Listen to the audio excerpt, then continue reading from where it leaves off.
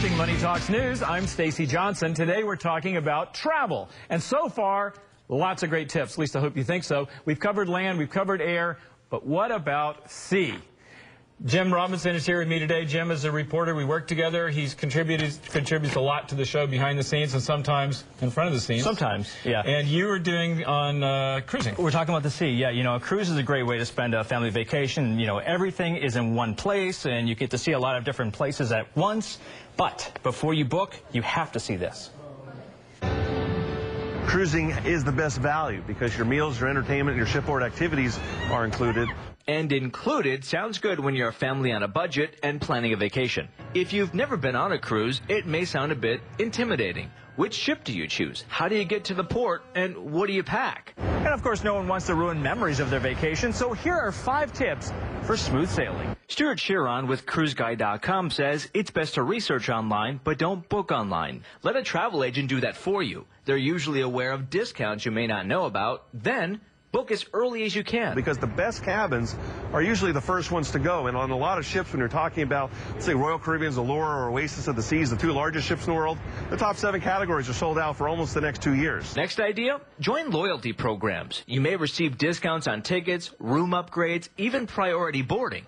They're typically free to join. And look into booking your own flight. One bonus is flexibility. Another, cost. So it's always best to take a look and see what the price of the cruise is, cruise only, and then add in the cruise line air and see how much of a difference, because you could wind up saving yourself several hundred, if not thousands of dollars. Keep in mind the price of alcohol has gone up, so make sure you pack a little extra money in your budget if you plan to drink. As for tipping, most cruise lines charge your account up to $15 per person per day to cover restaurant staff. So make sure you ask about this when you check in.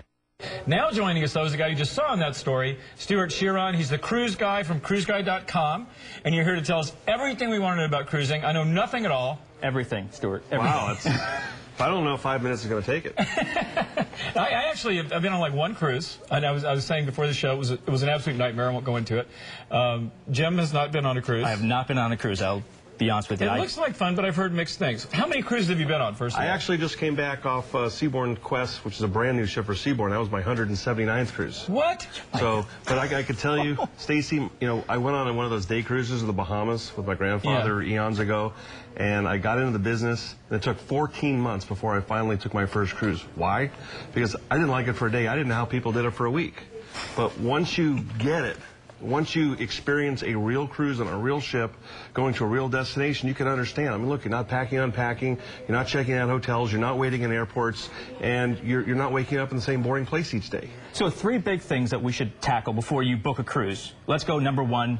You said book early. Well, book early and also be very flexible with your dates, because the ships, you know, just because you may be, let's say, wanting to sail in peak season, let's say the summer, for example, sailing before, sailing after your desired date could wind up saving you hundreds, maybe thousands of dollars when you take into consideration the different costs between the cabins. You may be able to get significant upgrades. You might be able to get a balcony price at an inside rate. Kind of like the hotel advice we gave earlier, right off season. Correct.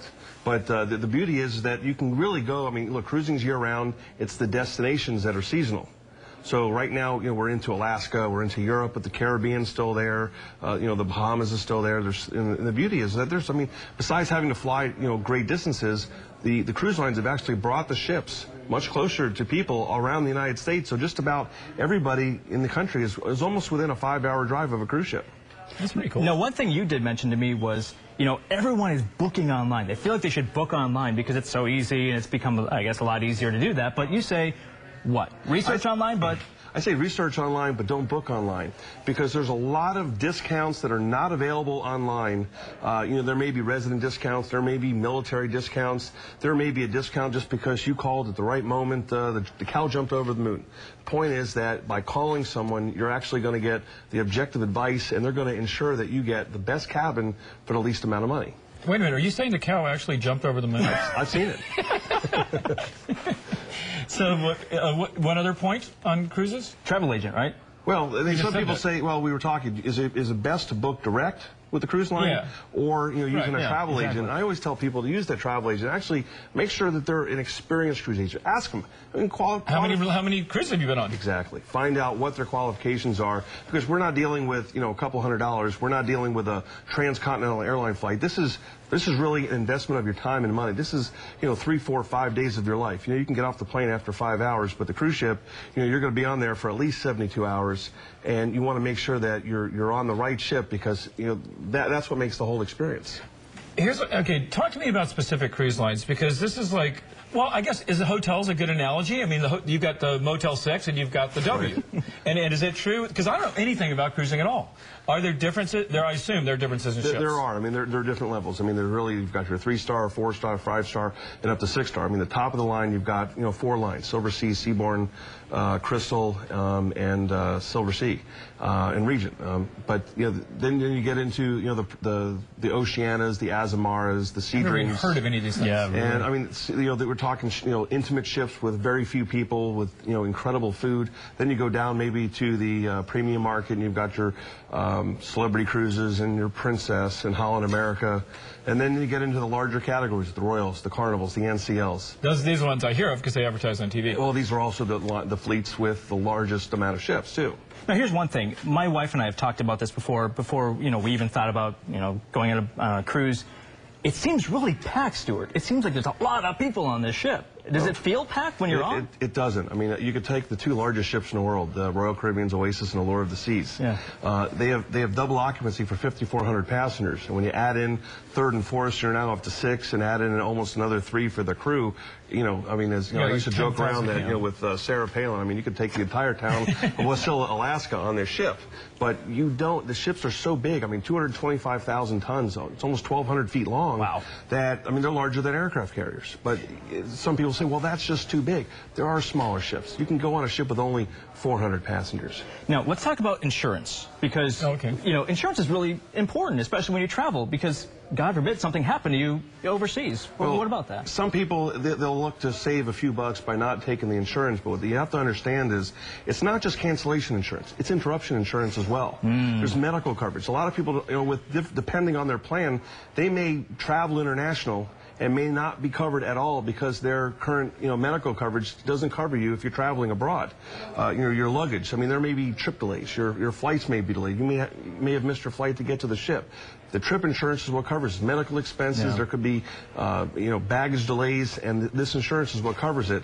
And then, if let's say you had a bag with a Giorgio Armani suit and they put a forklift through it, there's a $1,500 suit and the cruise line's liability is $19. You should have bought the insurance. Yeah. Good advice. Really good advice. Well, listen, thank you. Hey, it's always pleasure. great to see you. Nice to see you. It was fun to be in that ship, too. Yeah, there's a lot of good stuff coming along. So I guess whether it's, you're on the road or on the sea or anywhere else, you should feel like a VIP. Now, I actually interviewed a travel blogger who travels literally like royalty. Here's how she does it. Take a look. You don't have to be a celebrity or some sort of big executive to get the VIP treatment. And Nicole Hawken knows exactly what she's talking about. She's a travel writer for Hotels.com and refuses to be treated like a common traveler. Her advice to feel like a VIP: always ask for better deals. When it comes to those annoying resort fees, just say, I don't want to pay. I'd really like to come back here, but that fee kind of bugs me. Is that something you can waive? Being faithful can really pay off. Join a loyalty program, and some companies may offer more legroom, upgrades on airplanes, 2-for-1 specials at hotels, even in-room massages. One loyalty program is from Hotels.com.